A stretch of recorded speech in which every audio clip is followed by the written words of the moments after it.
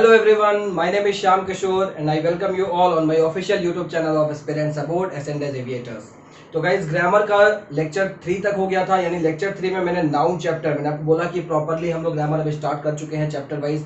It doesn't mean कि जो पहले के 2 लेक्चर्स हैं वो इंपॉर्टेंट नहीं है, वो ग्रामर का बेसिक्स है। यानी सबसे पहले जो मैंने आपको बताया था, मैं फिर से उस स्टेटमेंट को रिपीट करना चाहूँगा कि सेंटेंस के फर्स्ट प्रीपोजिशन के जस्ट पहले वाला जो वर्ड होता है वही सब्जेक्ट होता है। And you need to make sure दो कि जो भी वर्ब है चाहे वो जितना भी बाद में हो सब्जेक्ट के, वो सेंटेंस के सब्जेक्ट के साथ क्या करता है, एग्री करता है। सिमिलर प्लूरल वर्ब मैंने आपको बताया लास्ट क्लास में जब मैंने नाउन शुरू किया, तो मैंने आपको काउंटेबल अनकाउंटेबल के बीच में डिफरेंस बताया, काउंटेबल अनकाउंटेबल के बीच में डिफरेंस बताया। फिर आपको अनकाउंटेबल का टाइप 1 मैंने पढ़ाया था, जिसमें जैसे मैं आपको एक आध क्वेश्चन कराना चाहता हूँ। देखो जैसे फॉर एग्जांपल लास्ट वाले क्लास में जो भी मैंने आपको बताया था, उसमें अगर मैं आपको ये क्वेश्चन दूं कि all the furnitures have been sold, all the furnitures have been sold, ठीक है। तो इसमें गलत क्या है, मैंने आपको बताया था कि फर्नीचर, बहुत सारे वर्ड्स मैंने आपको बताए थे, work, advice, paper, cotton, iron, dust, dirt, बहुत सारे वर्ड्स थे, है ना। वहां पे फर्नीचर का प्लूरल फर्नीचर्स कभी भी नहीं होता है। तो यहाँ पे जो फर्नीचर्स वर्ड है ये गलत है और इसके जगह पे हमें क्या लिखना पड़ेगा, सिर्फ फर्नीचर होगा। और सिर्फ यही एक गलती नहीं है, एक और गलती है सेंटेंस में, क्या कि अगर फर्नीचर खुद ही सब्जेक्ट है, जैसे फर्नीचर खुद ही सब्जेक्ट है, क्यों खुद ही सब्जेक्ट है, क्योंकि उसके पहले कोई प्रीपोजिशन नहीं है। यानी कि अगर ये वर्ब है तो ये खुद सब्जेक्ट है, इसके पहले अगर ऐसा कुछ लिखा होता है, जैसे मान लो कि ऐसा लिखा होता, सेम सेंटेंस में अगर मान लो मैं ऐसा लिखूं कि 3 पीसेस या आइटम्स ऑफ फर्नीचर, ध्यान रखिए फर्नीचर्स तब भी नहीं होगा। तो इस सेंटेंस में तो हैव सही होगा, क्योंकि यहां का जो सब्जेक्ट है वो ऑफ के पहले 3 पीसेस या 3 आइटम्स हो गया। बट यहां पे ऐसा कुछ लिखा नहीं हुआ है, इसलिए फर्नीचर अपने अकॉर्डिंग वर्ब लेगा, और फर्नीचर कैसा वर्ब लेगा, सिंगुलर वर्ब लेगा, प्लूरल वर्ब नहीं लेगा। तो जितने भी वर्ड्स मैंने वहां पे डिस्कस किए थे, है ना, वो, और इनफैक्ट मैंने इसके ऊपर एक क्विज भी कराया था एक दिन टेलीग्राम पे। तो जितने भी क्विज के क्वेश्चंस थे, मैं सारे के सारे क्वेश्चंस आपको वीडियो फॉर्म में यहाँ पे सॉल्व करा के देने वाला हूं, है ना। तो अभी के लिए हम लोग जो है अपने अगले रूल पे बढ़ते हैं। बस आपको इतनी सी बात ध्यान रखनी है कि अनकाउंटेबल टाइप 1 में हमने उन वर्ड्स के बारे में देखा था जो वर्ड नेचर वाइज, नेचर के हिसाब से अनकाउंटेबल हैं, यानी कि जिसके पहले ए एन या कोई भी नंबर या मीनिंग नहीं लगा सकते, और उनके साथ वर्ब क्या लगाएंगे, सिंगुलर वर्ब का यूज करेंगे। हम बढ़ते हैं अब अनकाउंटेबल टाइप 2। ओके, अनकाउंटेबल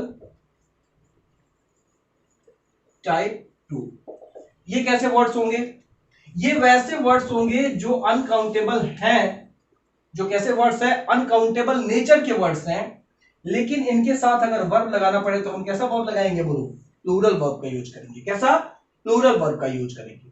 अब ध्यान दीजिएगा क्या क्या ऐसे वर्ड्स हैं, तो मैं आपको बता रहा हूं। मेजॉरिटी यानी बहुमत, माइनॉरिटी जो उसका जस्ट ऑपोजिट है, और police, cattle, electorate, folk, gentry, pageantry, clergy, cavalry,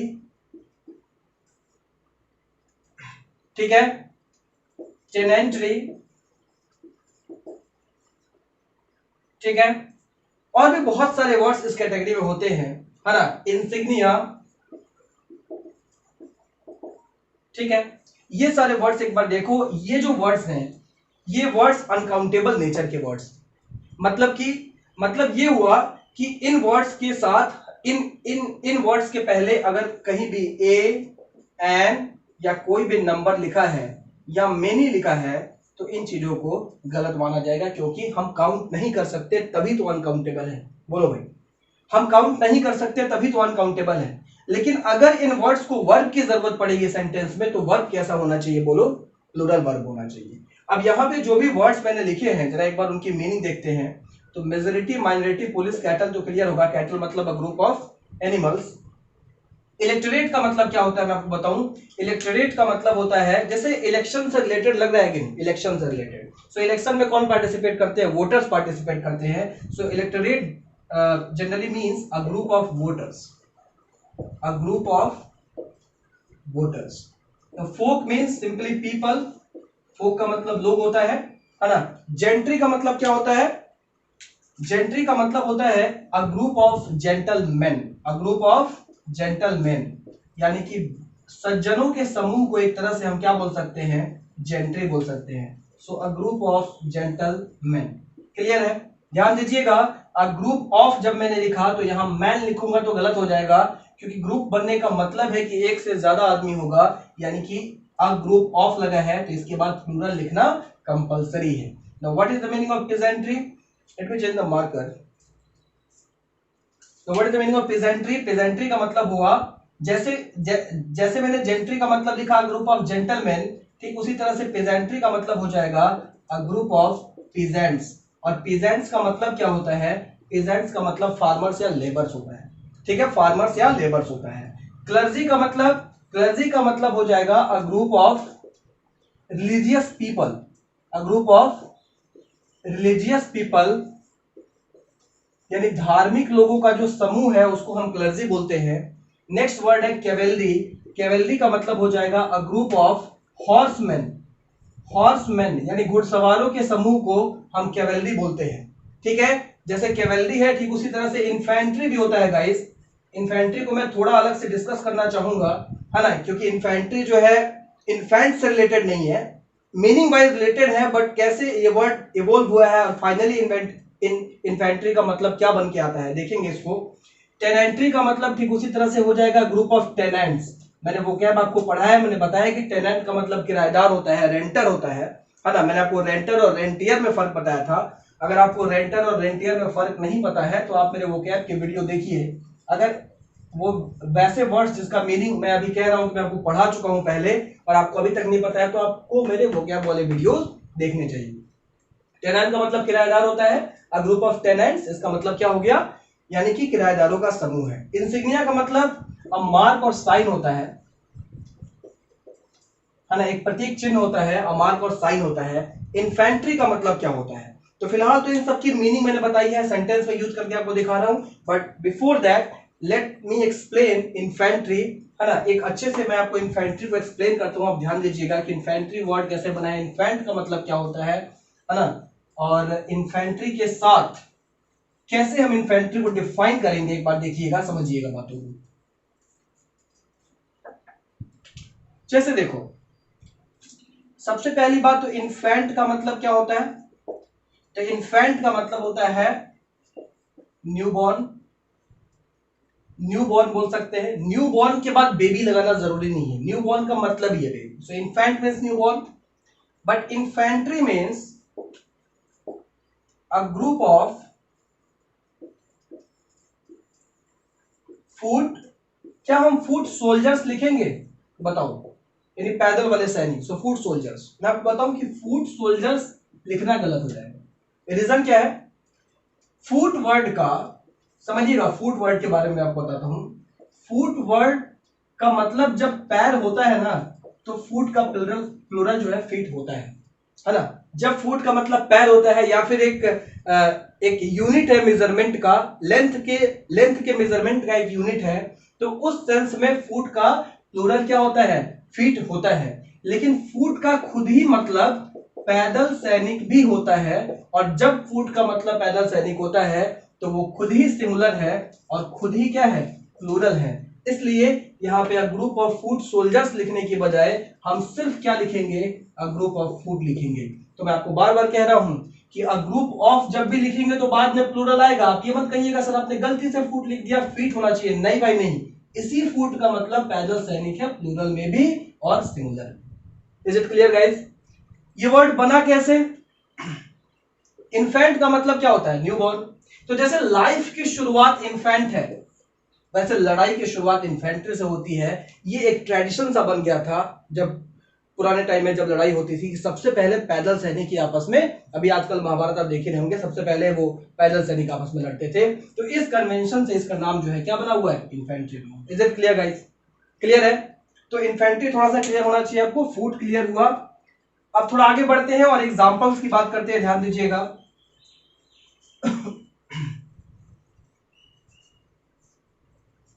I just have a short thought today, I guess आवाज क्लियर आ रही होगी। एग्जाम्पल की बात करते हैं। सबसे पहला एग्जाम्पल मैं आपको बताता हूँ, ध्यान दीजिएगा। मैंने एक क्वेश्चन लिखा, आपको बताना है एरर कहाँ है ना? मल्टीपल एरर के भी हो सकता है इस सेंटेंस में, आप ध्यान दीजिएगा। 20 कैटल्स आर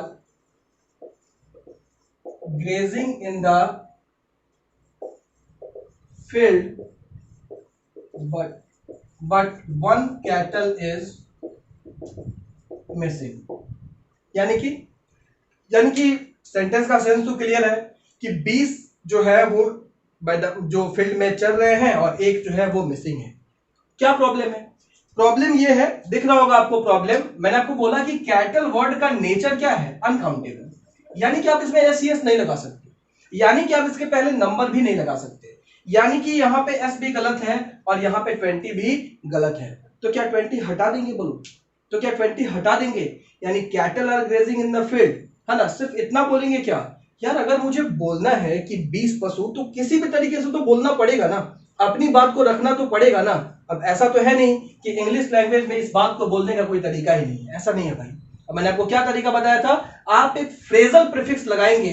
अगर हमें जरूरत पड़ी एक अनकाउंटेबल नाउन को काउंट ही करना पड़ा, तो हम उसके पहले फ्रेजल प्रीफिक्स लगाएंगे, और हर बार वो फ्रेजल प्रीफिक्स अलग अलग भी हो सकता है। जैसे मैंने आपको वर्क के लिए, इंफॉर्मेशन के लिए पीस ऑफ बताया था, ठीक उसी तरह से कैटल के लिए हेड ऑफ का यूज करते हैं। और आपको यहां पे ऐसे लिखना पड़ेगा कि 20 हेड्स ऑफ कैटल। ठीक है, क्या लिखना पड़ेगा? 20 हेड्स ऑफ कैटल लिखना पड़ेगा। भाई 20 लिखा तो हेड्स तो लगेगा ही, अगर 1 होता तो हेड होता। अब मुझे बताओ, इस सेंटेंस में 20 हेड्स ऑफ कैटल में, अब जो ये वर्ब है, आप कहेंगे सर अच्छा कैटल वर्ब तो ठीक था, आपको लग रहा होगा वर्ब आपने बोला कि सर प्लूरल होगा, तो यहां पे प्लूरल है, बट एक मिनट, ये वर्ब सही है, बट सही इसलिए है, कैटल की वजह से नहीं है इस बारे 20 हेड्स की वजह से है, क्योंकि फिर वही बात पहले प्रीपोजिशन के जस्ट पहले वाला वर्ड। क्लियर है? अगर आपने यहां पे नोटिस किया, 20 हेड्स ऑफ कैटल आर हुआ, grazing in the field but 1 cattle, again the same thing. अगर हम कैटल के पहले 20 नहीं लगा सकते तो 1 भी नहीं लगा सकते, एक भी गिना ही जाता है। आप एक गिनोगे, 1 2 3 4 होके ही तो 20 होगा। अगर आप गिन ही नहीं सकते तो 1 भी नहीं होगा, 2 भी नहीं होगा, 20 भी नहीं होगा। तो यहां भी जाहिर सा बात है कि हमें 1 हेड ऑफ लिखना पड़ेगा। और अगर हमने 1 हेड ऑफ लिखा, क्या ये इस बार गलत है? बिल्कुल नहीं, क्योंकि ऑफ के पहले 1 हेड इस बार सब्जेक्ट है, कैटल सब्जेक्ट नहीं है, इसलिए इज क्या है? सही। अगर सिर्फ कैटल होता, अगर मान लो सेंटेंस सिर्फ इतना होता कि cattle are oblique is grazing, मान लो आगे सेंटेंस ये, तो तब पक्का वर्ब क्या होता? आर होता, क्योंकि इस बार कैटल खुद ही सब्जेक्ट है ना? तो सब्जेक्ट को पहचानना बहुत जरूरी है। मैंने आपको किस तरीके से यहां पे हम कर सकते हैं, चीज मैंने आपको बताई। अब मैं एक आध एग्जांपल आपको और देना चाहूंगा, ध्यान दीजिएगा।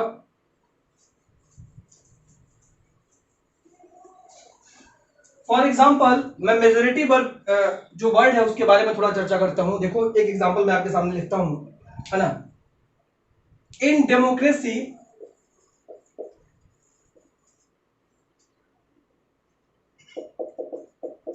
it is oblique r the majority that forms oblique form the government। यानी कि डेमोक्रेसी में जो बहुमत लेके आता है वो सरकार बनाता है, वो सरकार चलाता है। अब यहां पे वर्ब डिसाइड करना है।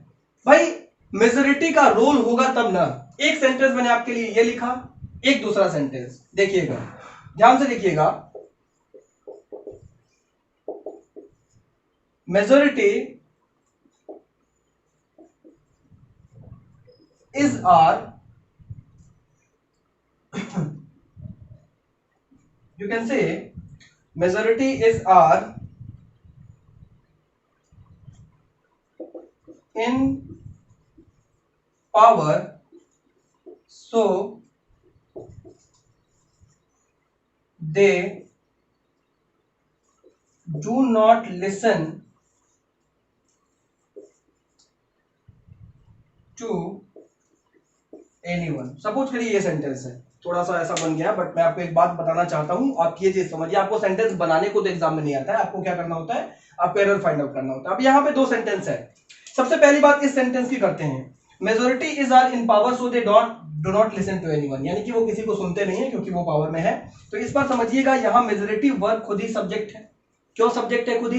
क्योंकि भाई वर्ब के पहले एक वर्ड है ही, वही ना सब्जेक्ट होगा। अब उसके पहले कुछ भी प्रीपोजिशन वाला वो जो मैं थंब रूल हमेशा बताता हूं वैसा तो यहाँ पे कुछ है ही नहीं। तो मेजोरिटी खुद ही डिसाइड करेगा कि वर्ब क्या होगा, और मेजोरिटी को कैसा वर्ब चाहिए, आर चाहिए।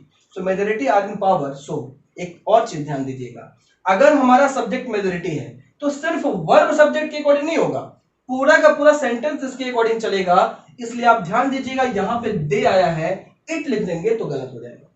इट लिख देंगे तो क्या हो जाएगा, गलत हो जाएगा। Majority are in power so they do not listen to it. Clear है? अब आप कहेंगे कि सर जैसे यहां पे आर हुआ ठीक इसी तरीके से यहां भी आर होगा, तो मैं आपको बताऊं कि ये गलत हो जाएगा।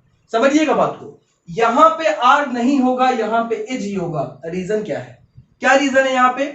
और यहां पे फॉर्म्स और फॉर्म, तो भाई देखो एक चीज समझो, इज हमारा सिंगुलर वर्ब है, आर हमारा क्या है, प्लूरल वर्ब है।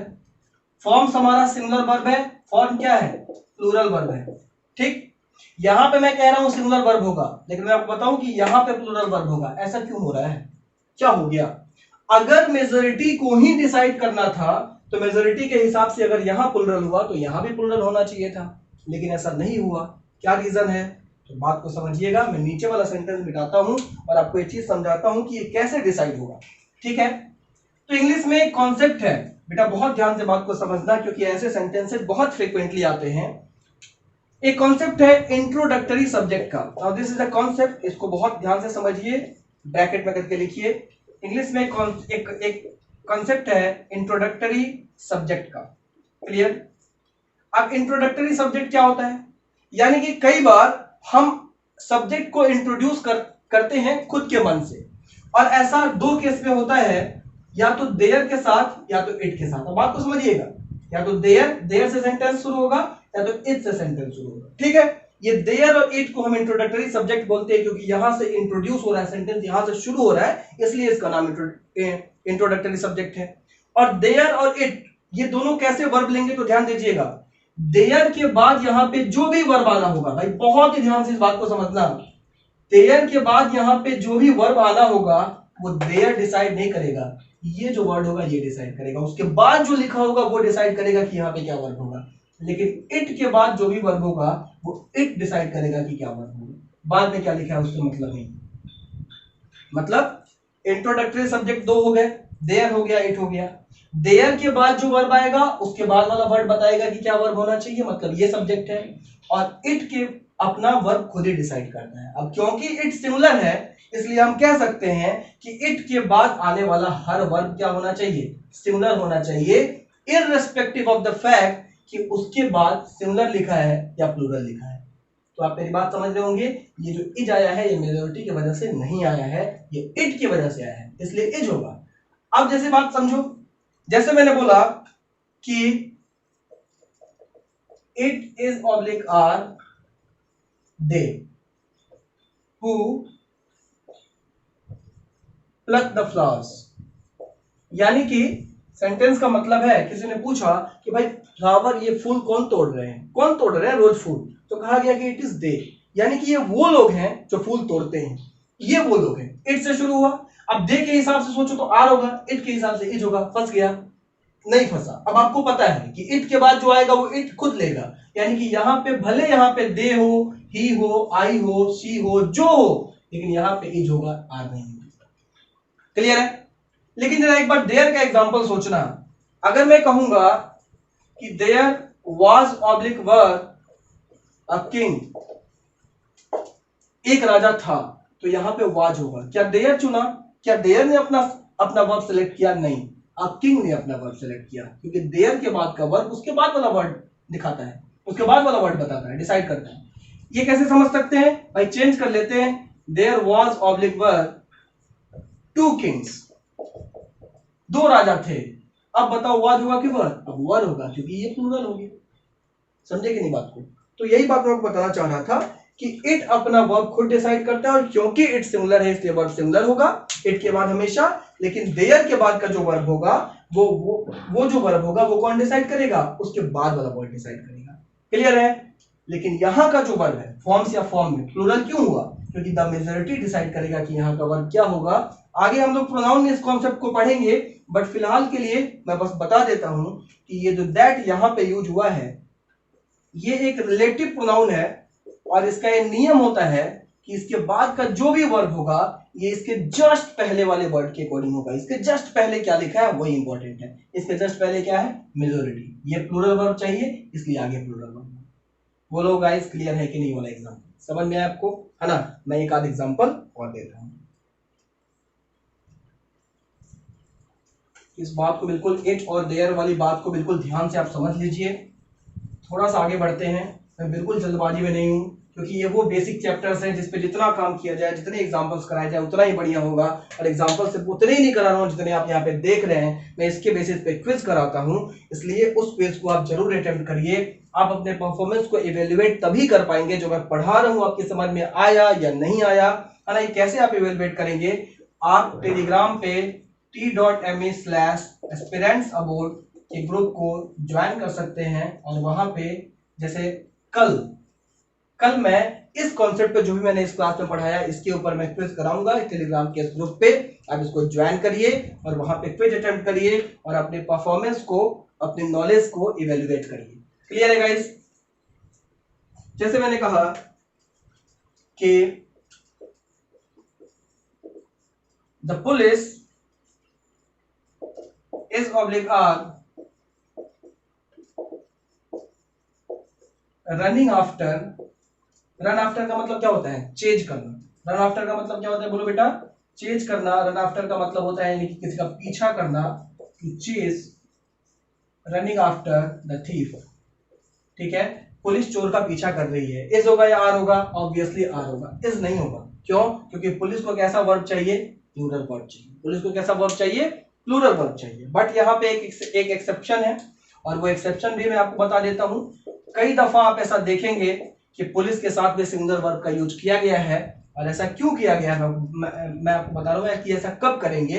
तो एज अ डिपार्टमेंट, देखो डिपार्टमेंट पुलिस का पीछा, डिपार्टमेंट चोर का पीछा नहीं कर रही है। चोर का पीछा पर्टिकुलर कुछ पुलिस वाले कर रहे हैं, बट एज अ डिपार्टमेंट जब पुलिस को देखा जाए, एज अ डिपार्टमेंट जब पुलिस को देखा जाए, तो एज अ डिपार्टमेंट जब बात होगी तब हम पुलिस को सिंगुलर की तरह ट्रीट करते हैं। समझ में आया कि नहीं? जैसे the police has oblique have become corrupt. ठीक है भाई, फॉर एन एग्जांपल ओनली। आजकल पुलिस वाले बिल्कुल बहुत हाई रिस्क पे हैं, है ना? और बहुत वो अपनी तरफ से इतना कर सकते हैं, वो लोग कर रहे हैं। ठीक है, बट ये फॉर एन एग्जांपल ओनली, एक एग्जांपल के तौर पे मैं आपको बताऊं कि यहाँ पे पूरे पुलिस डिपार्टमेंट की बात हो रही है। कि पुलिस का जो डिपार्टमेंट है वो करप्ट हो गया है। यहाँ पे हम सिंगुलर वर्ब लगाएंगे, प्लूरल वर्ब नहीं लगाएंगे। समझ में आया कि नहीं बोलो? तो एज अ डिपार्टमेंट पुलिस को देखा जाएगा। The Maharashtra police is doing a fabulous job. हालांकि आजकल ये गलत हो गया है, महाराष्ट्र पुलिस के बारे में कुछ दिनों पहले कुछ अलग अलग बातें कही जा रही थी, बट एज अ होल आजकल पुलिस बहुत अच्छा काम कर रही है। So the police is doing very good as a department. लेकिन पुलिस वाले कुछ कर रहे हैं, किसी केस की स्टडी कर रहे हैं। The police are looking into the matter. The police are looking into the matter, क्योंकि वो पूरा डिपार्टमेंट नहीं देख रहा है, कुछ पर्टिकुलर लोगों का ग्रुप है वो लोग देख रहे हैं। तो ये डिफरेंस है दोनों में। ठीक है? फिलहाल एसएससी के हिसाब से, और स्पेशली एरर वाले क्वेश्चन में पुलिस के हिसाब से प्लूरल वर्ब भी आप यूज करिए, वहां पे यही इंपॉर्टेंट है। क्लियर है गाइस? ये हमारा अनकाउंटेबल टाइप 2 वाला रूल है। क्लियर है? Uncountable type 2। Now let's move on uncountable type 3। Uncountable type 3।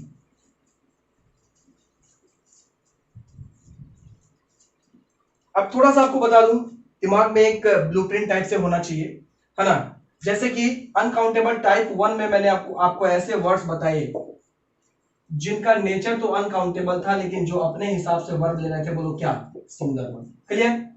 अभी अनकाउंटेबल टाइप 2 में मैंने आपको कैसे वर्ड्स बताए, इनका नेचर तो अनकाउंटेबल था लेकिन इनके हिसाब से वर्ड क्या लग रहा था, प्लूरल लग रहा था। बोलो भाई, लग रहा था।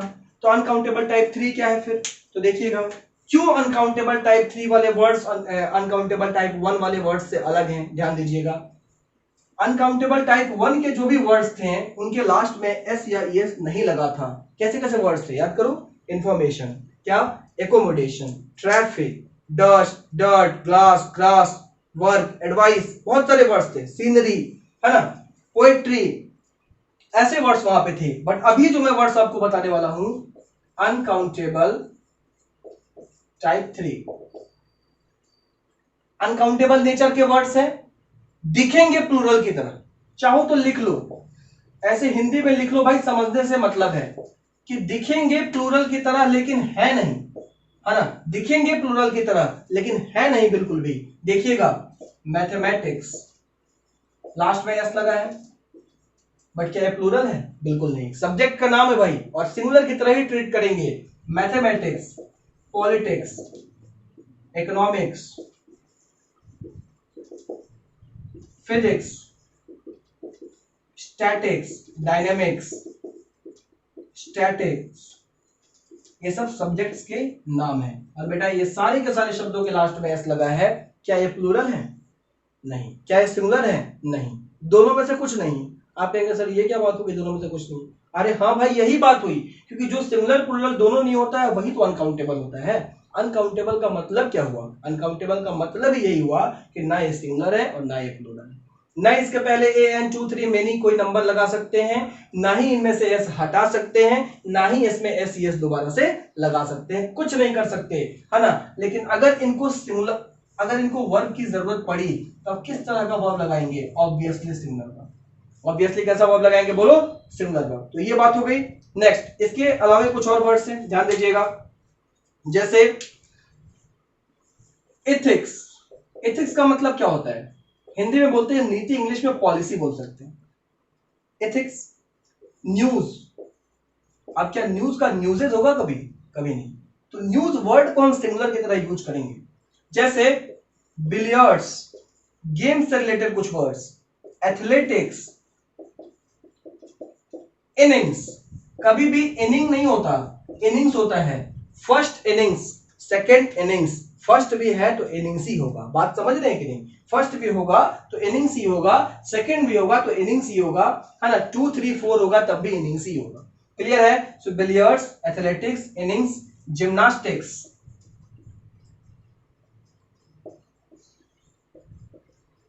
जिम्नास्टिक्स। क्लियर? इसके अलावे कुछ और वर्ड्स हैं, जैसे कि स्पेशली वो डिजीज के कुछ नाम हैं। आप देखिए मैं आपको बताता हूं, ध्यान दीजिएगा, ये सब डिजीज के नाम है, ठीक है। डिजीज जैसे शिंगल्स, ये भी एक डिजीज होती है, मुझे एग्जैक्टली नहीं पता इस डिजीज में क्या होता है, बट एक डिजीज है शिंगल्स। रेबीज, डायबिटीज और मीजल्स, मम्स, रिकेट्स। ठीक, ये सारे डिजीज के नाम, सबके लास्ट में एस लगा है। आपको समझ में आ रहा है कि ये टाइप 3 में मैंने क्यों रखा है? जब इसके साथ सिंगुलर वर्ब लग रहा है तो इसको मैंने टाइप 3 में क्यों रखा? क्योंकि ये सब कंफ्यूजिंग है, दिख रहा है प्लूरल की तरह लेकिन है नहीं प्लूरल। तो क्या सिंगुलर है? नहीं भाई, अनकाउंटेबल है। समझ रहे मेरी बात? तो ये सारी के सारे वर्ड्स का जो नेचर है ना, वो अनकाउंटेबल की तरह है। इन वर्ड्स को हम कैसे यूज करते हैं?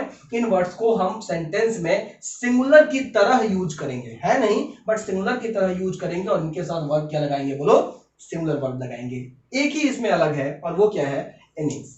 यानी इनिंग्स के साथ आप ऐसा कर सकते हैं कि 1 इनिंग्स या 2 इनिंग्स या 3 इनिंग्स लिख सकते हैं। मतलब इनिंग्स जो है वो 1 2 या 3 हो सकता है, ठीक है, लेकिन बाकी जो वर्ड्स है 1 एथलेटिक्स नहीं हो सकता। समझ रहे हैं? अ पीस ऑफ न्यूज होता है, a piece of good news होता है ना, a good piece of news, a bad piece of news, ठीक है, a soothing piece of news, ऐसे हम न्यूज के बारे में बोलेंगे। क्लियर है? ये सारे वर्ड्स आपने ध्यान से देखे? Clear guys? इसका एग्जांपल देखते हैं, देखो इसका हम लोग एग्जांपल देखते हैं।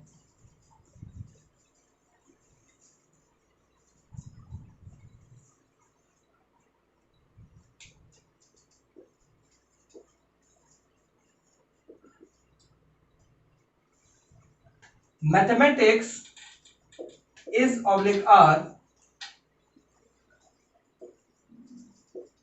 Believe to be the most interesting subject.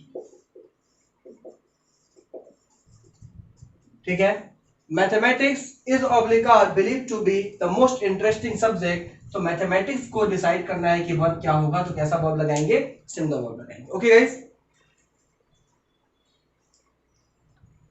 ठीक है, मैथमेटिक्स के हिसाब से वर्ब क्या लगेगा, सिंगुलर वर्ब लगेगा। ठीक, जैसे मैंने सेंटेंस बोला, ध्यान दीजिएगा,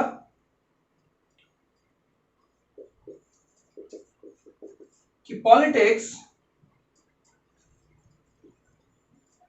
has oblique have not remained a profession with dignity। यानी कि पॉलिटिक्स एक ऐसा प्रोफेशन बन चुका है जिसमें अब कोई प्रतिष्ठा नहीं है। ये इस सेंटेंस का सेंस है। पॉलिटिक्स को कैसा वर्ब चाहिए, हैज चाहिए, सिंगुलर वर्ब चाहिए, प्लूरल वर्ब नहीं चाहिए। क्लियर है? जैसे मैंने सेंटेंस बोला, एथिक्स डिमांड ऑनेस्टी। ठीक है, एथिक्स डिमांड ऑनेस्टी। डिमांड होगा या डिमांड्स होगा, बोलो, तो एथिक्स को कैसा वर्ब चाहिए, सिंगुलर वर्ब चाहिए। डिमांड्स होगा, डिमांड नहीं होगा, प्लूरल वर्ब नहीं चाहिए। तो यहां पे सबके साथ हमने सिंगुलर वर्ब यूज किया। क्लियर है गाइस? सेकंड इंपॉर्टेंट थिंग, ये जो सब्जेक्ट्स के नाम मैंने आपके सामने लिखे थे, मैथमेटिक्स, फिजिक्स, इकोनॉमिक्स, जब एज अ सब्जेक्ट इनका यूज किया जाएगा, एज अ सब्जेक्ट इनका यूज किया जाएगा, तो इनके साथ हम क्या लगाएंगे, बोलो, तो इनके साथ हम लगाएंगे सिंगुलर वर्ब। लेकिन अगर इन वर्ड्स का यूज एक पॉसेसिव एडजेक्टिव के साथ किया जाए, बिल्कुल घबराइए मत कि सर ये क्या नया शब्द आ गया। जब कोई नया वर्ड है तो घबराओ मत, मैं समझाऊंगा ना कि पॉसेसिव एडजेक्टिव क्या होता है। समझ रहे हैं पॉसेसिव एडजेक्टिव क्या होता है? मैं आपको 2 मिनट में समझा देता हूं, आप बिल्कुल ध्यान से देखते रहिए कि आखिर ये पॉसेसिव एडजेक्टिव चीज क्या है। समझिएगा बात को, ठीक है? ये जो पॉसेसिव वर्ड है पॉसेस से बना है और इसका मतलब होता है टू हैव राइट। ठीक है, टू हैव राइट यानी अधिकार होना किसी चीज पे अधिकार होना, टू हैव राइट। ठीक है, अधिकार होना, यानी कि एक ऐसा एडजेक्टिव जो अधिकार का सेंस देता है, जो अधिकार का सेंस देता है, उसको हम पॉसेसिव एडजेक्टिव बोलते हैं। जैसे मेरा अधिकार, माई, हमारा अधिकार, आवर, तुम्हारा अधिकार, योर। ठीक है, उसका अधिकार, कल है तो हर, देयर। राम का अधिकार तो क्या होगा, राम्स। ठीक है, राम का अधिकार। जैसे फॉर एग्जांपल मैं अगर ये बोलूं कि किसी नॉन लिविंग थिंग के बारे में, हालांकि अधिकार की जैसी कोई बात नहीं होती है, बट अगर मैं ऐसा कहूं, सपोज करो कि ये जो कैप है ये इस मार्कर का है, तो मार्कर का कैप है, तो एक तरह से मार्कर का अधिकार हुआ इस कैप पर। समझ रहे कि नहीं मेरी बात? तो उस सेंस में अगर देखा जाए तो मैं कैप ऑफ मार्कर बोलूंगा कि नहीं, कैप ऑफ मार्कर। यानी अधिकार का सेंस लाने के लिए कहीं ना कहीं हिंदी में का सेंस आता है, और उस का सेंस के लिए अगर वो लिविंग थिंग है, फिलहाल के लिए रूल इतना ही है, बेसिक रूल, कि लिविंग थिंग है, पर्सन है ना, तो हम क्या लगाते हैं, पर्सन है तो उसके बाद एपॉस्ट्रोफी एस, और अगर पर्सन नहीं है तो उसके पहले ऑफ। क्लियर है? अगर पर्सन है ना, जैसे सर का मार्कर तो सर्स मार्कर। लेकिन फॉर एग्जांपल इफ आई से कि कैमलिन का मार्कर, सो कैमलिन्स मार्कर या मार्कर ऑफ कैमलिन, ठीक है, मार्कर ऑफ कैमलिन, कैमलिन का मार्कर है तो मार्कर ऑफ कैमलिन, या मार्कर की कैप है तो कैप ऑफ मार्कर। समझ रहे मेरी बात? तो बस यही है भाई पॉसेसिव एडजेक्टिव। ये रहा पॉसेसिव एडजेक्टिव का पूरा खेल, खत्म हो गया। यही है पॉसेसिव एडजेक्टिव, एक ऐसा एडजेक्टिव जो पोजीशन बताएगा, जो अधिकार बताएगा, उसमें का सेंस आता है हिंदी में देखा जाए तो, जैसे मेरा, तुम्हारा, उसका, उसकी, हमारा, या राम का, या मार्कर का। तो इस तरीके से हमने देखा कि ये सब पॉसेसिव एडजेक्टिव वाले टर्म है। बहुत आसान है समझना, बोलो भाई, बहुत आसान है समझना। अब अगर हम पॉसेसिव एडजेक्टिव को समझ चुके हैं तो हम ये रूल भी समझ सकते हैं जो मैं आपको बताने वाला हूं अब। ठीक है, एज एन एक्सेप्शन आप इस रूल को समझिए। वो रूल क्या है, देखिएगा ध्यान से, कि पॉसेसिव एडजेक्टिव के साथ अगर ये सब्जेक्ट्स जिनकी अभी ऊपर हमने चर्चा की थी, सब्जेक्ट्स है ना, एंडिंग विद एस, जो एस के साथ खत्म हो रहे हैं, फॉर एग्जाम्पल जो भी ऊपर था मैथमेटिक्स, फिजिक्स वगैरह वगैरह, अगर इस तरह का कंस्ट्रक्शन आ जाए, ठीक है, अगर इस तरह का कंस्ट्रक्शन आ जाए तो इस कंस्ट्रक्शन के बाद आने वाला जो वर्ब होता है, this is important because SSC ने इस पे क्वेश्चन पूछा है, समझ रहे मेरी बात, एसएससी ने इस पे क्वेश्चन पूछा है, ठीक। Possessive adjective subjects ending with S, तो इसके साथ हमें प्लूरल वर्ब लगाना होता है गाइस, तब हम सिंगुलर वर्ब नहीं लगा सकते। जैसे mathematics was oblique were my favorite subject, सब कुछ का वैसा लिखा, ठीक, सब्जेक्ट लिखा है, लीव दैट। सो मैथमेटिक्स के साथ क्या लगेगा, सिंगुलर वर्ब। बट अगर मैं बोलूं कि my mathematics was oblique were very good, तो अब यहां पे माई के आने की वजह से वर होगा, वाज नहीं होगा। रीजन क्या है, रीजन भी है, ठीक है, सीधा सीधा भी याद रख सकते हो। रीजन ये है, मैथमेटिक्स पे मेरा अधिकार नहीं हो सकता, समझ रहे मेरी बात, मतलब मैथमेटिक्स एज अ एक पूरा जो सब्जेक्ट है, उस सब्जेक्ट पे मेरा अधिकार नहीं हो सकता। दरअसल इस सेंटेंस में मैथमेटिक्स का जो मीनिंग है वो एक सब्जेक्ट से अलग हटके कैलकुलेशन के जैसा हो गया। इफ आई एम सेइंग कि my mathematics was very good, so I want to say कि जो मेरी कैलकुलेशन पावर है और ये सब जो चीज है, जो मेरी कैलकुलेशन की एबिलिटी है, वो बहुत अच्छी है ना, वो बहुत अच्छी है। सो ये कह सकता हूं कि यहां जो मैथमेटिक्स वर्ड है, इसका एज अ सब्जेक्ट अब ये मीनिंग नहीं रह गई है, मेरी बात समझ रहे हैं, क्योंकि एज अ सब्जेक्ट अगर ये होता ना तो पूरी मैथ सब्जेक्ट पे मेरा मैथ्स जैसा कुछ नहीं होता। आप समझ रहे हो कि नहीं, मेरा मैथ्स क्या होता है, मेरा मैथ्स जैसा कोई बात नहीं होता है, ठीक है। मैथ्स तो मैथ्स है, इंडिपेंडेंट चीज है, मेरा और तुम्हारा और राम का श्याम का ऐसा कोई मैथ्स नहीं होता है। फॉर एग्जाम्पल जैसे मैंने बोला सिर्फ पॉलिटिक्स हो, मैंने लिखा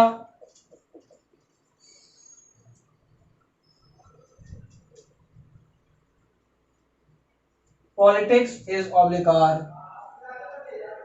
और गेम, ठीक है, पॉलिटिक्स एक खेल है, गेम है, तो मैं यहां पे इज लगाऊंगा, आर नहीं लगाऊंगा, क्लियर। लेकिन अगर मैं यही सेंटेंस को ऐसे लिखूं कि the politics of UP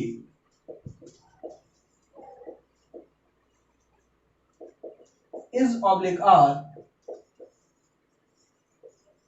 somewhat more interesting than the politics of Delhi, या फिर आगे कुछ भी लिख दूं कंपैरिजन करने के लिए, मैं सेंटेंस को बढ़ाना नहीं चाहता, मैं आपको चाहता हूं आप यहां पे ध्यान दें। तो यहां पे द पॉलिटिक्स के बाद जो ऑफ यूपी आया है, ये यूपी का सेंस दिया, इसका मतलब पॉलिटिक्स के साथ एक तरह से पॉसेसिव एडजेक्टिव लग गया, और अगर ऐसा लग गया तो वर्ब क्या होगा, प्लूरल होगा, अब वर्ब सिंगुलर नहीं होगा। बोलो बाबू समझ में आया कि नहीं, क्लियर है कि नहीं, बोलो, है ना। तो ये हमारा आज का पॉइंट है, मैंने आपको दो रूल पढ़ाए बेसिकली, है ना, uncountable type 1, uncountable type 2 and 3, ठीक है। सो अनकाउंटेबल टाइप 4 एंड 5, ठीक है, 4 एंड 5 ये दो और बचे हैं। दो तरह के वर्ड्स की लिस्ट में आपको और बताने वाला हूं, और उसके बाद फिर हम आगे जो है वो नंबर थोड़ा सा पढ़ना है और फिर केस पढ़ना है। जेंडर के बारे में आपको दो चार बातें बता दूंगा जिसपे क्वेश्चन एसएससी में पूछे गए हैं। नाउन में जो जेंडर वाला चैप्टर है उस पे जनरली क्वेश्चंस बैंक वगैरह में तो नहीं देखे कभी मैंने, बट एसएससी में पहले कभी क्वेश्चंस आया करते थे, तो उसको मैं बिल्कुल कवर कर लूंगा। बट केस जो है ना, केस सबसे इंपॉर्टेंट चैप्टर है, सबसे इंपॉर्टेंट टॉपिक है नाउन चैप्टर में, सबसे इंपॉर्टेंट केस है, यानी केस जिसमें हम एपोस्ट्रोफी एस की सारा का सारा एपोस्ट्रोफी एस की बात हम उसमें पढ़ते हैं, है ना। ऐसा नहीं है कि सिर्फ पॉसेसिव केस ही होता है ना, नॉमिनेटिव केस भी होता है, ऑब्जेक्टिव केस भी होता है। तो केस बहुत इंपॉर्टेंट है ना। केस तक पहुंचने के पहले अभी हमें काफी सारी चीजें पढ़नी है। नाउन का लेक्चर कम से कम 5 या 6 लेक्चर मुझे लगेंगे पूरा का पूरा नाउन पढ़ाने में, आप मेरी बात समझ रहे हैं कि नहीं। तो ये बात हो गई। सेकंड बात ये हो गई कि जितने एग्जाम्पल मैंने कराए ऑब्वियसली इतने एग्जाम्पल इनफ नहीं है ना, इतने एग्जाम्पल इनफ नहीं है। अब मैंने आपको अभी पढ़ाया सॉरी, इसी कॉन्सेप्ट पे मैं कल क्विज कराऊंगा टेलीग्राम पे, जिसका अभी मैंने आपको बताया था कि t.me/aspirantsupport, या मैं डिस्क्रिप्शन बॉक्स में उसका लिंक भी आपको दे दूंगा। आप जल्दी से जल्दी उस ग्रुप को ज्वाइन कीजिए, टेस्ट को अटेम्प्ट करिए और सॉरी गाइस, तो चलिए आप सोर थ्रोट तोड़े उसके बाद जो है हम लोग एक एक करके देखेंगे। बीच में जो है फ्रेजल वर्ब की मैंने क्विज कराई है ना, और आज मैंने क्विज कराई फ्रेजल वर्ब की, और उस पे बियर से रिलेटेड मैंने फ्रेजल वर्ब की क्विज कराई है। तो बियर के बारे में जो कुछ भी जितने भी फ्रेजल वर्ब पॉसिबल है ना, वो सारे के सारे जो है मैं बहुत जल्दी, इनफैक्ट आज ही आपको वीडियो मिल जाएगा बियर का, ठीक है। और इसी तरह करके देखो कैसे पैरेलल में लेके चलना चाहता हूँ।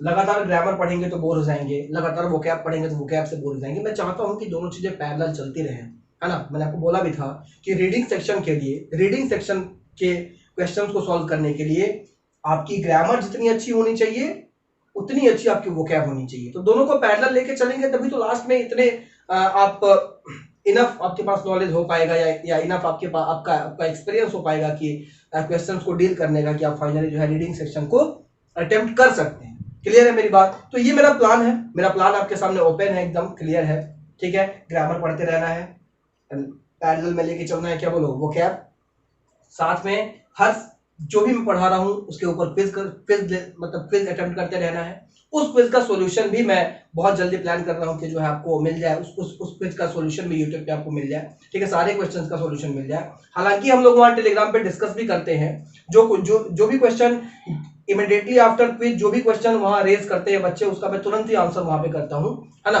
तो ये भी मैं प्लान कर रहा हूं। तो एक जैसे प्रॉपर क्लास होती है ना, एक मतलब लॉकडाउन में जब कहीं भी आप जाके क्लास अटेम्प्ट नहीं कर पाए, क्लास आप अटेंड नहीं कर पा रहे हैं, तो उसमें मैंने ये कोशिश की है कि जैसा एक क्लास में होता है कि टीचर आते हैं, पढ़ाते हैं, फिर कुछ काम देते हैं, उस काम को फिर अगले दिन आके उस काम का थोड़ा सा इवैल्यूएशन होता है कि भाई किसने क्या किया, क्या क्या फंसा, है ना, क्या क्या नहीं फंसा, और फिर अगला फिर टॉपिक को आगे जो है आगे उसको पढ़ाते हैं। ठीक उसी तरह से मेरी भी कोशिश है।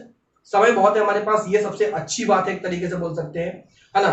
रीजन थोड़ा सा अच्छा नहीं है कि किस वजह से समय ज्यादा है, बट फाइनली समय ज्यादा है, ये अच्छी बात है। एग्जाम होने में भी समय है, बट होगा ये तय, क्लियर है, होगा ये तय है, ठीक है।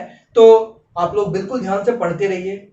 इंग्लिश ऐसी चीज है कि एक ही दिन में 4 चैप्टर पढ़ लेने का कोई मतलब है भी नहीं, समझे बाबू, कोई मतलब नहीं एक दिन में 4 चैप्टर पढ़ने का।